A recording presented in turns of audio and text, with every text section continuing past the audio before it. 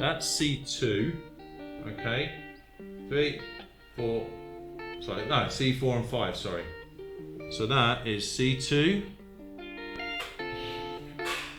So this video, I want to talk about laptops and the benefits and the drawbacks of them. Now, benefits, mobile workstation, work wherever you like. Great, no problem whatsoever. Drawback. I've discovered this to my own neglect, if you like. It's nothing to do with the technology, but more along the lines of how you operate these things. Bit of history. When I first got into the industry in the mid-90s, okay, they were cumbersome, they were fat, they were pretty much useless. So everybody worked on workstations and so on. And that was screen, CPU, mouse, keyboard, etc. At that time, lots of companies were starting to get out of kind of paper-based stuff and into computer-based stuff. So what they were concerned about was something called repetitive strain injury. So you're doing a lot of this, so you end up with like carpal tunnel syndrome. And I used to get numbness in my hands occasionally during the winter when I used to live in the UK.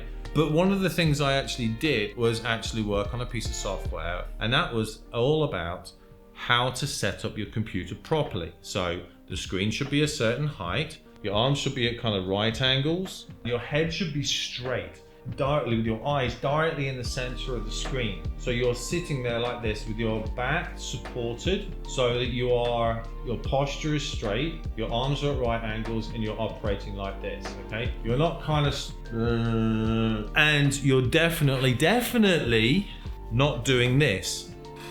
You're not looking down. And that's the problem. Laptops have screwed my neck, and if you're not careful, they're gonna screw yours as well. I used a laptop from about 2004. I was getting these kind of pains around 2010, that kind of stuff, these kind of discomforts, wake up in the morning, feeling a little bit, I've slept funny, I need to take a painkiller. That I didn't think anything of, I thought it'd just go away, that kind of stuff. So it wasn't until around about 2014 when I started getting some kind of dizzy spells and stuff. I thought it was actually vertigo. Turns out it was actually a vitamin B12 deficiency. But at that particular point in time, my producer, Shobu, basically suggested, right, get a second opinion.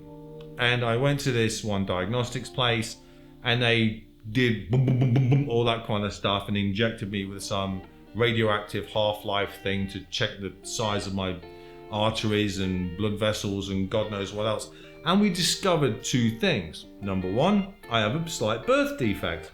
That is basically means my one of my arteries is slightly thinner than it is on the opposite side, but I've had that my entire life and there's no health risk or anything like that. Second thing, once we got the actual results through, the doctor asked me, how old are you? And at that time I was 41. And he's like, and when a doctor sucks the air between his teeth is never really a good sign. And then says, this is early. I'm like, what do you mean this is what's early? He goes, well, according to these results, these scans, you've got the neck of a 55-year-old. Let me find them, I'll show you.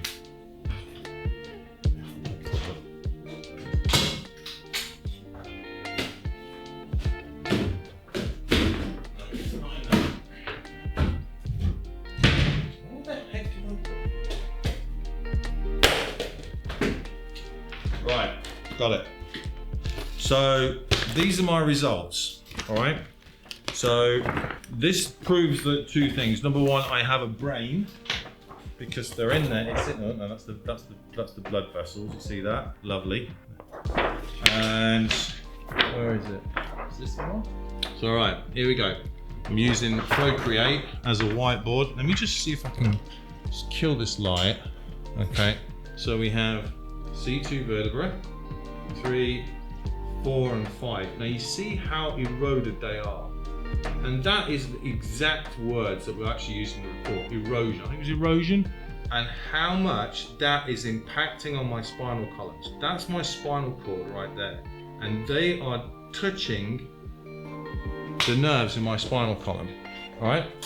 So I wake up with these discomforts every now and then. Most you know, 2-3 times a week or something like that, and I have to drop like a painkiller just to kind of like let my kind of head settle a little bit, that kind of stuff. So this is not just according to my assumptions, this is according to the specialist that I saw. The reason why I've got that problem in my neck is because of this.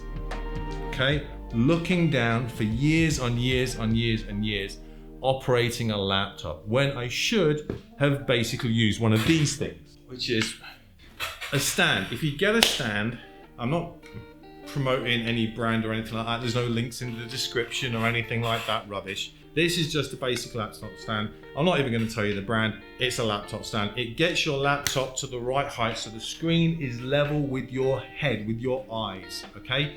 You gotta do that. Because if you don't,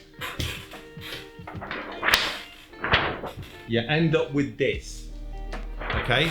You end up with that, and you end up with being a 41-year-old with the neck of a 55-year-old. I'm 47 now, and I still use laptops for quite a considerable amount of time until my MacBook decided to have FlexGate, and I end up basically shifting onto dual screens. Thanks to Apple and their crappy build quality, I've now got 2 monitors as opposed to dropping the same amount of money on replacing the screen and still looking down like this. So, to take away from this, laptops are great provided you use them within the, you know, proper health and safety guidelines, if you like, by keeping the thing level with your head as best as you can, as often as you can. Try and avoid this, because if you are, you're gonna end up with that. You're gonna end up with a worn down vertebra. It will happen, okay? This is proof. It's proof it happens, okay?